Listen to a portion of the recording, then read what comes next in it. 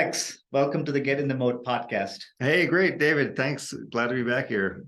That's right. You're back, and Alex is one of those extraordinary people that we'd like to come back again and again and again. So I really enjoyed the summit last time. In fact, we've had a couple of your speakers in our podcast as well. I enjoyed the conversation. So great people. So you're tying things together then. That's right. Yeah. Cool, great. So you should. Our audience should check out the back episodes to see some of the speakers that have showed up at the summit. We'll talk more about the summit later.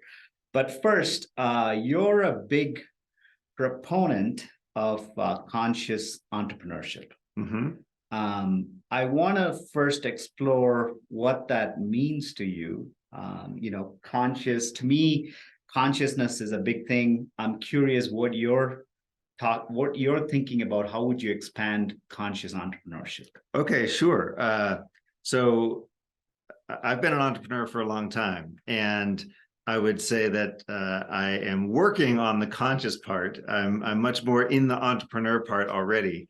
And to me, the interesting thing about conscious entrepreneur is, can I witness the whole thing happening? Like, can I participate in being an entrepreneur as opposed to, having that part of me be asleep while I'm just going through, doing things. So consciousness for me is about witnessing and understanding where am I in the world, what's happening all around me, feeling all the feelings, having the experience, and making that an integral part of being an entrepreneur of that journey. It's so easy for us just go into automatic mode and just run off and go do something. And, entrepreneurship is a journey full of ups and downs and in and outs and lots of stuff going on for people. And in my work, so I've been an entrepreneur. I've also been a mentor and a guide to a lot of people who are going through this journey as well. Like, I know how tough it is on people. Yeah. And if you're not aware, if you're not able to respond in the moment to things as they're happening, it just kind of builds up and gets worse over time. Yeah. And so the whole idea behind conscious entrepreneurship is, can I understand where I am at any given time? And then as things are happening, provide an effective response to it. Got it. Okay. Kind of get out of my own way. Yeah. And, I want to talk a little bit about the early stages of my journey of the so-called entrepreneurship, where I totally bought into the Gary Vee style, hustle kind of a culture. And it's sometimes I'm going to outwork everyone. My efforts are going to reward someday, all those type of thinking. Yes, I'm not saying, that's not important, but I also think knowing your place, and I love how you talked about witnessing, where you are and kind of being, it's sort of like at a higher level of awareness, if you will. And, what are you trying to do? Why are you doing what you're doing? All those things, getting a deeper understanding of that makes your effort, even if you're trying to outwork someone, make it more meaningful, make it more invigorating, inspiring. You understand your motivations better, I think. Yeah. I mean, well, first of all, let me just say, and hustle culture is so toxic in the entrepreneur community because we're sort of ingrained with this idea that you got to work harder, you got to work 100 hours a week, you got to always be pitching and doing this and working like crazy. And this is true no matter what kind of business you have, right? You could have a tech business, a service business, some, a small thing, whatever, big thing, doesn't matter. Hustle culture is killing people. And so everyone's burned out. They've had it up to here with everything. And by the way, when this sort of thing happens, when you get burnout, and I've lived through this, when you get hit with burnout, it's like depression. It's like nothing matters anymore. And so guess what? Your business suffers because you're not paying as much attention to it. Your relationships suffer because you're not paying attention to them.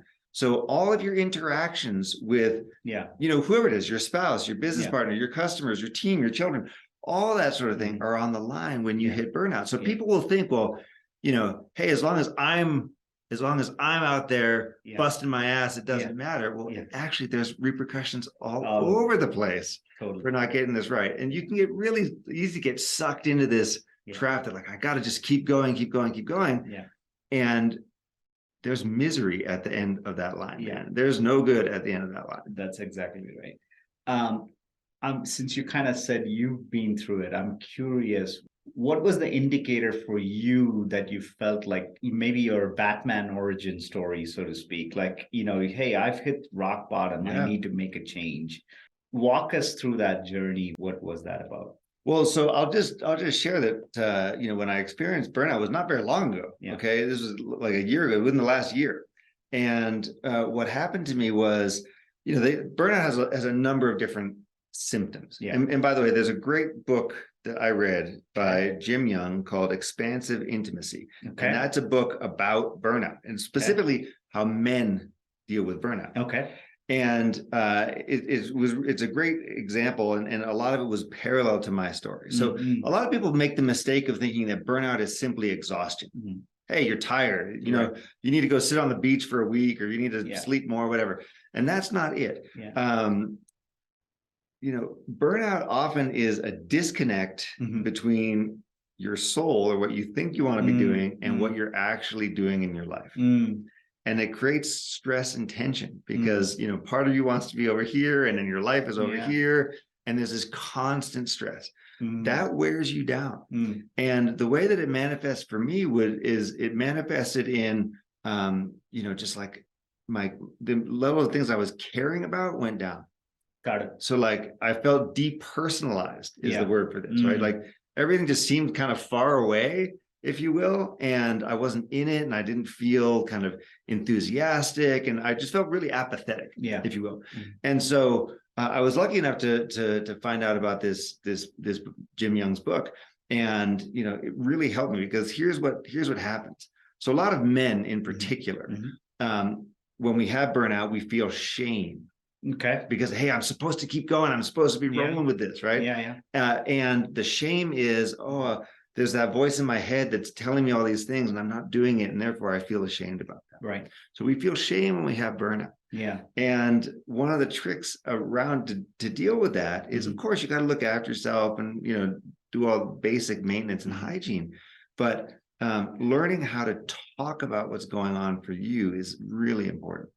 And so for me, starting to open up to people and be like, hey, this is happening to me. It's rough. It's, you know, no fun. I'm not enjoying myself anymore. Just opening myself up on these topics, like really helped, for me at least, to get over this. Right. And it's a process. So you got to keep working on it. But so many men instead will just like internalize it, close down, you know, all that typical behavior, as opposed to like Jim Young says, like expansive intimacy. Right. And really talking about it. I should definitely check out that book. It's, you know, I think it makes a lot of sense in terms of like, am I lacking determination? You know, when you experience burnout, that's a question I used to ask myself, like, as an entrepreneur, shouldn't you have the determination to persevere through this thing? And it's such a conundrum of feelings of, you know, like you really don't know what you're doing, you know, and you don't know what the answer is a lot of the time. You know, so it's like, well, should I stay or should I go? Exactly. There's a great concept. I'll share another one with you, which is the concept of zone of genius.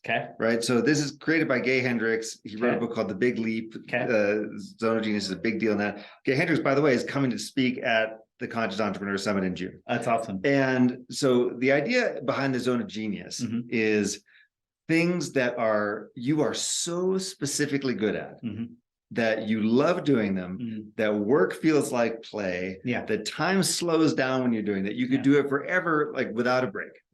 And so that's like the flip side of burnout, right? Like burnout is I've got this disconnect between where I want to be, where my heart wants to be, and where I'm spending my time. Zone of genius is like everything is coming together.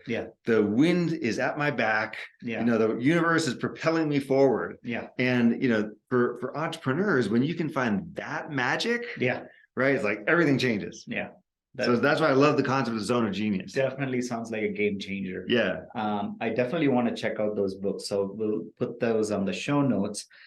I know when we talked a little bit earlier before the show, and I asked you like, hey, since the first Conscious Entrepreneur Summit, what have you learned? What have you developed? You shared a little bit about the 4 pillars of conscious entrepreneurship. Sure. I'd love for you to share that with our audience. Okay, sure. So, just to give you some general background, about 2 years ago, I had this idea that said, well, I am an entrepreneur and I love personal growth and development, and I also enjoy putting together events for people. Sure. Even though I'm an introvert, I like putting together these sorts of things, right? And so I did that, and our first. I find that surprising that you're saying you are an introvert. I'm an introvert. Yes. Okay. All right. Meaning I get my energy. My energy. You get energized when you're. Yeah. My energy comes from inside. When I'm with a large group of people, it can be tiring for me. Okay. Yeah. I'm an introvert who understands that there's a lot of different roles to play, and there's a lot of different ways to interact with the world. Right. But yes, at the heart of it, I am. And so we did the very first Conscious Entrepreneur Summit last year in May in Denver. You were there. Yeah. And it was mind blowing. Right? Yeah. People were there, and I got so much feedback. People saying, I've never been to an event where there's nobody on their phones, nobody's on their laptops. Everybody's just like paying attention to the speakers.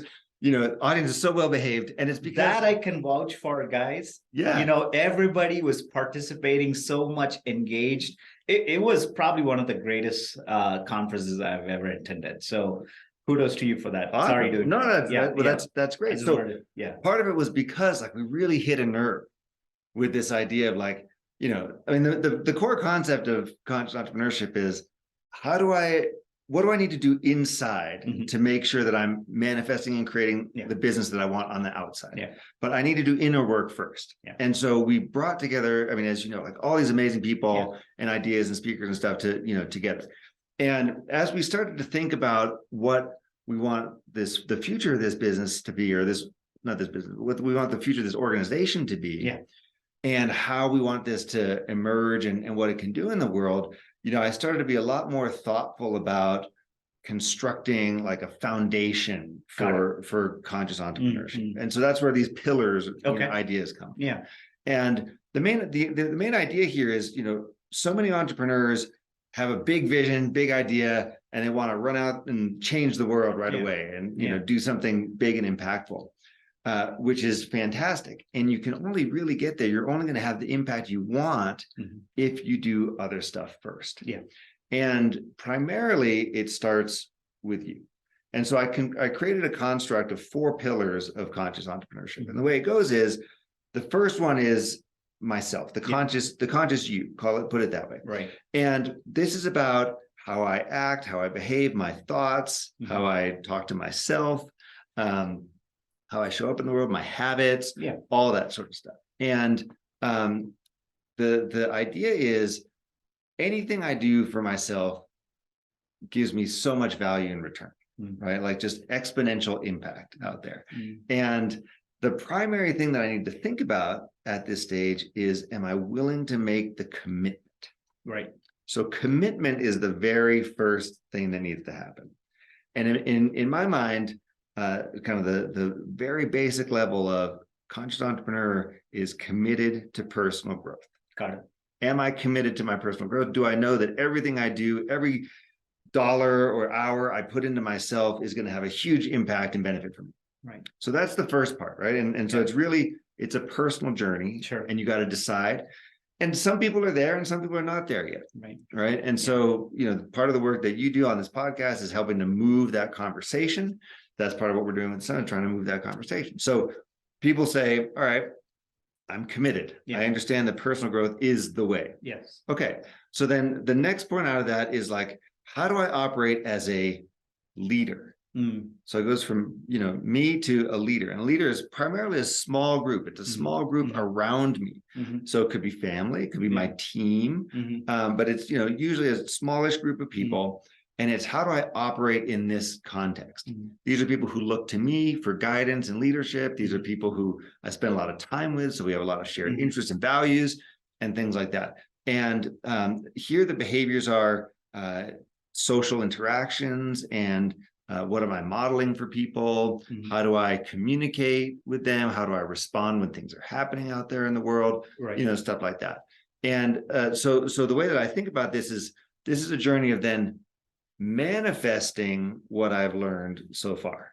So the first part is commitment, right? Yeah. The second part is manifest. So I'm bringing it to a slightly larger community. Yeah. Not a huge community, a slightly larger community right now. So we go from the conscious me or the conscious you, right, to conscious leader. Right. Great. So that's pillars 1 and then pillar 2. Now, of course, in the entrepreneurship world, we all then want to start thinking about, well, what's the context of the company? So then we think about the conscious company. Yeah. Now, there's a lot of stuff here: conscious capitalism, stakeholder capitalism. There's so many things that are already exist, and those are all fantastic tools. We're not going to rewrite any of them. Like, we're just going to make use of what's out there. Yeah. So the idea there is, I am looking at the vision and purpose of my company, how this aligns with my personal values, the course and trajectory that we're on, how I manage my teams in the organization. All that sort of stuff goes into this concept of the conscious company. And this phase, so phase 1 is commitment, phase 2 is manifest, phase 3 is really like implement. So how do I make this work at scale? And at scale could be, I've got a 20-person company, or I've got a 200-person company, or a 2,000-person company, or even bigger. Right. So it's just like, how are we making this work? Yeah. What are the behaviors, the models, the expectations, the interactions, all that sort of stuff. And it's important that, you know, you got to get the foundation right. You can't just jump. You can't leapfrog anything. Of course. Right. And so then we get to kind of the bigger picture, like conscious world, right? Where you started off this conversation. What's consciousness all about? Right. And this is where we get into, a lot of people are trying to do things that improve the environment and improve race relations and worker rights and, all the civil rights, all this sort of stuff that's out there in the world, right? All very, very, very positive for all of us.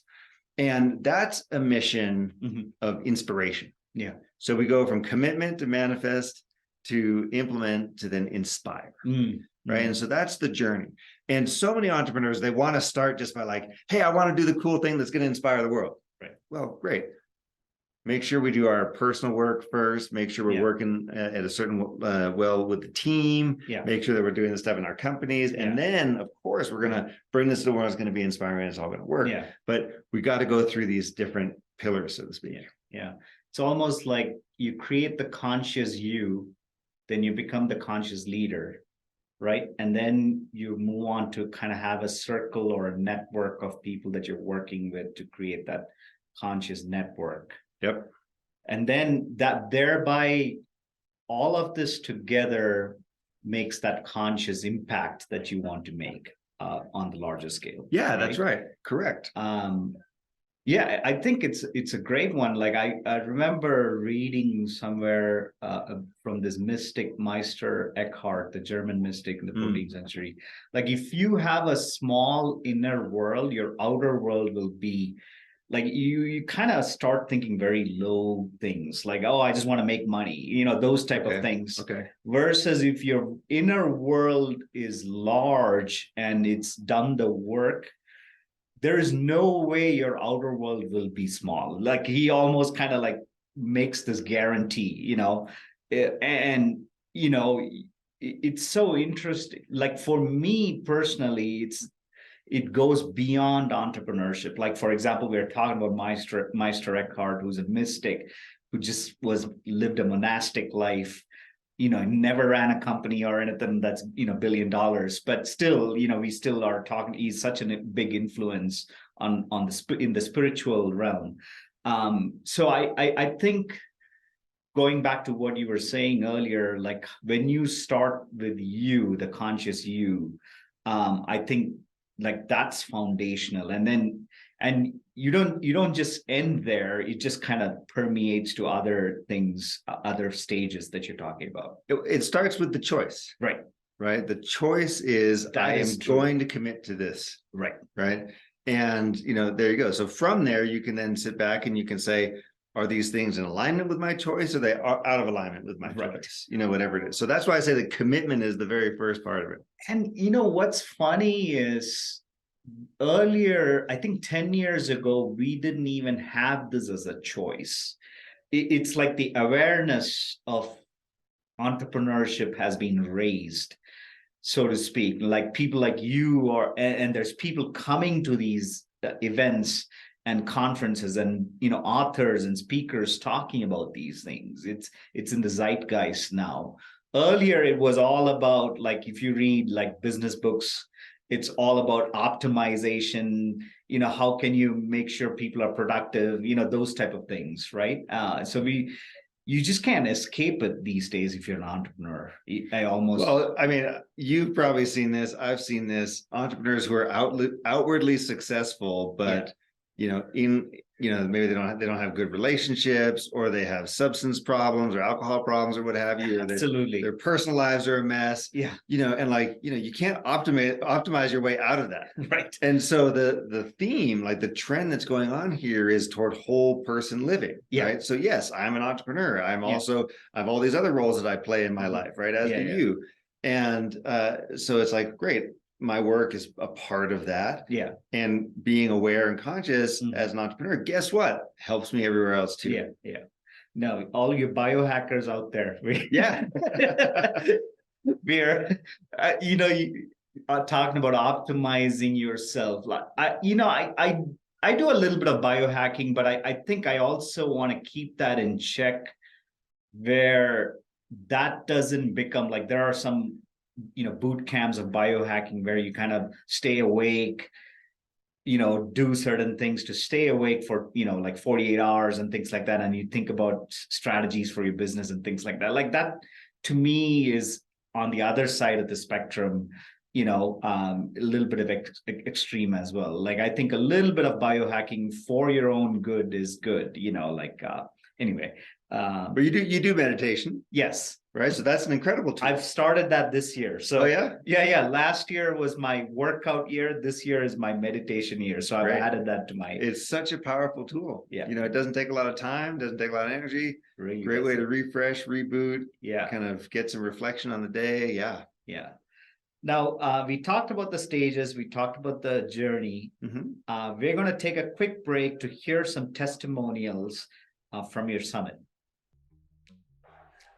The Conscious Entrepreneur Summit has been a great experience, tons of learning, and I love the energy of the room. I love the energy of the audience, and the content has been spot on. Taking other people's perspectives, the connections that I've made, things I've learned, and then just going out and applying it into my life, into my business. And I have an abundance of those leaving here. I'm so glad that I was part of this. I think the Conscious Entrepreneur Summit is a really great opportunity for people that are looking to get into that workspace, but also trying to be more conscious of how they are presented in Lido. It's just made me look at being an entrepreneur in a totally different light. It's refreshing that we're focusing on things and the struggles that founders and entrepreneurs have, as opposed to the typical business things that, we're typically learning about entrepreneurship. As a founder, I spent so much of my time operating my company, and this was really a conference to really allow me to figure out and focus on operating me. All right, welcome back. So we're talking about the Conscious Entrepreneur Summit now. Alex, tell us how you came up with this idea for this summit. I know you kind of alluded to this, hey, I wanted to be around these type of folks. It started there. But, why did you want to put together an event of this scale? Like now this is your second year. Curious to hear your thoughts. Yeah, well, there's a couple of sort of parallel streams to how this came about. The first is, so and probably a lot of your audience knows Techstars, which is a well-known accelerator based here in Boulder, Colorado. And so several years ago, I went through Techstars as a participant, and it's a big deal. It's one of these things where, like, you got to apply, and there's a lot of people who apply, a very small number get in. So it's generally considered like a big thing. Right. And I was going through Techstars, and I came home one evening, and I was, sitting at the couch or the kitchen table, wherever I was sitting. And my wife looks over at me and she goes, "You're in Techstars. You're supposed to be at the pinnacle of your entrepreneur experience. You've accomplished, you've done this." And I've never seen you more miserable in my entire life. What's wrong with you? Is basically what she was saying. And she was right, because I was spending all my time every day just like comparing myself to everybody else. I was all twisted up in a knot. I was worried about all these things. I was taking everything super personally, like everything that now I know better than to do, right? So I was doing all that stuff, and she was right. I was like miserable, and I was like, but why is this happening? Yeah, I was supposed to be feeling great, and instead I'm miserable. So her kind of encouragement, right? Her boost to me was like, it was hitting me on the head, but it was like, hey, go out there and snap out of it if you got it. Yeah. And so that was one thing. But the other one was that I also then, not only if I built my own company as an entrepreneur, but also work as a mentor with entrepreneurs. And so I've mentored probably, I don't know, 20 or 30 companies, something like that. Yeah. Well, decent amount. And so many people come to me and they think they want to talk about their go-to-market strategy or fundraising or hiring or whatever it is. And really what they want to talk about is, how do I start to feel better inside? Like, I'm scared, or I don't feel great in here, Yeah. And so once I realized that, oh, wow, I'm not the only one who feels like this, everybody else, feels like this too. I was like, okay, I mean, that was basically the inspiration for, putting this together. And everybody's like, they're always like, oh, we need more of this in the world. And, it's so helpful and so on. So, but it was really recognizing that entrepreneurs are great at putting on an external face, right? And we do that because what we do is so hard, right? So difficult, takes so much internal resource. We get rejected all the time, right? But in sales and financing and hiring, whatever, we all the time. So we put on a very strong exterior, very positive face, and on the inside, a lot of entrepreneurs are suffering. And recognizing that, I said, hey, I've learned something. I don't have all the answers, of course, but I've learned some things that have been helpful to me along my journey. And if they're helpful to me, there's a decent chance they're going to be helpful to other people. And so that's the inspiration. So, this year we have that same thing, that same format. So this year we're doing it in Boulder, Colorado. Actually just up the street from here at the university on June 7th and 8th. And we'll have a couple hundred people. Was it 2 days last year? It was 2 days last year. Right. Also, yeah. It was 2 days. So 2 days seems to be the right amount of time. Because you can get in there, you can build a good community with folks and so on. One day events can be great for like a content dump, but you don't build the community necessarily. So I like the 2 days. And I'm really picky about speakers and the content and all this stuff. It is a very highly curated event. And so I've basically spent everything since last year, like putting together this one. And so we've got some amazing people who are coming, and they span from entrepreneurs who have built their own companies and implemented in a certain way to like well-known authors and well-known coaches. And so, it's people that, you and your audience might be familiar with. So Keith Ferrazzi, who wrote Never Eat Alone, is like a big coach. He's a very well-known coach and advisor and author. So super psyched to have him on board. Liz Fosling. Now, you may not know that name, but for sure you've seen her work. So she does a lot of stuff. It's really cool about emotions at work. And she's an illustrator. So she takes complex things and she makes these great, very simple and like super impactful drawings. So people will like her a lot. And then does she have a book or? She has a book. She has also a really cool calendar. Like, kind of thing. So Very interesting. So we can look her up. Her website is fosline.com. FOSSLIEN.com. Definitely put it in the show notes. So her stuff is great. And then Gay Hendricks, who I mentioned before. Of course. And so he's, really considered kind of like almost the godfather, quote unquote, of conscious leadership. And, he came up with the concept of the zone of genius.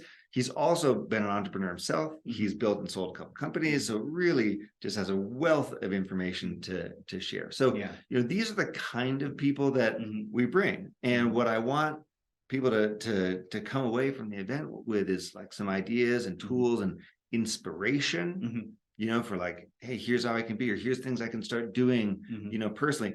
And it could be across any of those 4 pillars. So Yeah. me, or as a leader, or in the company, or in the world, like I'm going to get some type of inspiration that I can go put to use. Yeah. So it's not like at the moment, it's not like a track that you can follow for each. That's right. But you've structured it such a way based on those 4 Yeah. foundation, those pillars that you talked about. Last year, was it Krishna Rao? Sri Krishna Rao was a big last hit. year is Sri Kumar Rao. Sri Kumar Rao Yeah. was a big hit as a speaker. Is he speaking this year too, or no? So last year, well, let me tell the story this way. Sure. So when you put on an event like this, Yeah. there's always like the one thing that has to happen for everything else to happen. And last year, the first year I did this, there was one person that I really, really wanted to get to come speak, Sri Kumar Rao. And Sri Kumar Rao is maybe not a household name for everyone, but he's this tremendous human being. He's a coach. He's a professor. He's an author. I found him actually on Mind Valley. I don't know if you know that platform. Yeah. So I found him I've on heard of it. Mind I've not Valley. used it. Mhm. And like I just watched his entire program super fast, and I was super into it. Mhm. So he was the person that I wanted to have come and talk last year, Nice. because I learned so much Yeah, from him, and I yeah. got like so much out of it. And so actually, I was sitting at the Highland City Club in Boulder, Colorado, Yeah. and I found his email somewhere online, and I basically typed out an email, and I was like, let's see what happens. Press send. You got a response. And I got a response in like an hour or something like that. Wow. And so he came out, and he gave a talk Yeah. about how closely linked your spiritual journey is with your business journey. Mm. And he's just such a wise person, and his talk was Totally. amazing. Like, I mean, you were there, like, Yeah. amazing. And so by far the most popular talk at the event last year. And this year we decided to do something different. So Okay. this year what we're doing is he is offering a 1-day coaching and mentoring program. No way. Yeah, the day before the event. Okay. So we still have the 2-day conference. The day before, which is June the 6th, he's doing a 1-day kind of like deep dive. Now, Okay. this is a guy who charges tons of money. He works with Of course. super fancy executives all over the place. And he's like, hey, I love working with entrepreneurs. I love this vibe of conscious entrepreneurs. And he's coming out to do this with us. So it's not going to be quite one-on-one, but it's going to be a pretty small group. Yeah. And you're going to get tons of access to him and his knowledge and his wisdom and like all of this stuff. So for people who are kind of a certain way along their journey, Yeah. or they really want to go deep fast with someone like Sri Kumar Rao who can take you there, Yeah. right, and get you results, it's going to be a fantastic program. He wants it to be very intimate. That's why we're capping it like it's small group. Yeah. But it's going to be very, very high impact. That's awesome. So that's sort of like a separate, is it like different levels of? It's an add-on. It's an add-on to the participation? conference. Yeah. Okay. Yeah. So the conference ticket is going to cover the 2-day event, and then this is optional add-on for people. Awesome. Yeah. Now, I'm curious, you also mentioned that you had a lot of speakers come up. Like, what has been your criteria, like even for the podcast? I now earlier used to have anybody, and now I'm more selective. Curious about your selection or criteria for the speakers at the summit. Yeah. I mean, I'm very picky about this because entrepreneurs, we're all busy. We got a million things going on. Right. I don't want to have anything other than super high value, super high impact sessions. I'll tell you, my number one criteria is, have I benefited from learning from this person? Right. So as part of it is I happen to have read a lot, I'm a big reader. I've read a lot of these books. I've come across a lot of these concepts, so I know these people. I'm like, man, like I want to see what they can teach a bigger audience. Yeah. So that's one, for example. And that's true of Liz Foslin's work. That's true of Gay Hendricks. It's true of Keith Ferrazzi. All of them I've benefited from myself. Yeah. And so, that's number one. But number two, because obviously there's still a lot of people out there, it's how well aligned is this with the vision? And then the other thing I really want to emphasize is the word entrepreneur in conscious entrepreneur. Right. And so what I mean by that is entrepreneurs love learning from other founders and CEOs. Yes. And so we have a lot of those who come and who share their journeys, Mhm. and they share what worked and they share what didn't work, and so on. And so those people, I have a conversation with them. Hey, what's going on? Like, Yeah. Learn from them. And if it's going to be universally applicable and they have a great style or great story to tell or experience to share, then, those are the kind of people that we work with. So I typically would say, I'm looking for people who have significant experience in business and as entrepreneurs, right? And or like a kind of a point of view on the world, that can be very helpful for people. Since you mentioned let's talk a little bit about some of your personal practices, maybe our audience can learn from. What are some practices you have developed that has helped you become more the conscious entrepreneur you are? Yeah. I mean, this is not an easy journey. There's not just kind of one step. There's not, there's no magic pill out there to help with this. And it takes time too. And right? it takes time. Yeah. I mean, I've been doing this for a long time. So Yeah. my number one go-to tool is meditating. Mm-hmm. Okay. So meditation is very important. Yeah. I meditate 5 or 6 days a week. Yeah. And my meditations can range from 30 to over 30 minutes to over an hour. Wow. Every day. I do it in the evening. So a lot of people like to do it in the morning. For me, I'm a get up and go sort of person. And in the evening when I'm winding down is when I like to meditate. Okay. So that's the one. And everybody says, oh, I don't have time. Oh, I don't know how I could sit still for that long, so on and so forth. Mm-hmm. Reality is we can all do this. Yeah. Everyone has time. Even if you're doing 5 minutes, 10 minutes, 15 minutes, it's all possible. Right. So, that's kind of number one. Mm-hmm. The second is, I mentioned before, the commitment to personal growth. Mm-hmm. So for me, it's probably my number one commitment in life is my commitment to my own personal growth. Yeah. Mm-hmm. And so, my wife and I will do stuff like we'll go on weekend retreats and we'll go to conferences and we'll go, have experiences where we get to meet people and learn from them. Mm-hmm. And I still do the Mind Valley videos, and I still read probably 30 or 40 books a year, and like all that kind of stuff. And so that's a big part of it as well, is like constantly wanting to be curious. Mm-hmm. And the third part is community for me. Mm-hmm. And so, I said before, when I've experienced burnout or things like that have happened in my life, as well, at least for me, as a man, my natural instinct is to kind of like close in a little bit. And community, be it, I've done entrepreneurial groups, I've done men's groups, like those things just so helpful. Yeah. Right. Just to talk. And like, because part of it is I talk and I learn about myself through talking. I didn't realize I was thinking that or feeling that or what have you.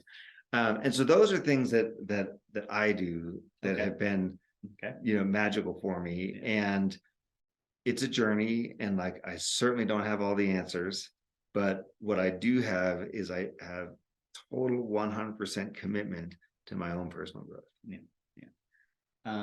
I'm a newbie to meditation.